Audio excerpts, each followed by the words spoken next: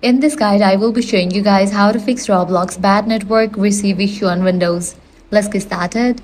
First thing you want to do is search for Roblox player. Once it appears, click on the option Open File Location. In the folder that opens, right-click on Roblox player again and choose Open File Location one more time until you find the main Roblox player beta file. Now, right-click on it, then select the option Properties. A new window will pop up. Select the option Digital Signatures.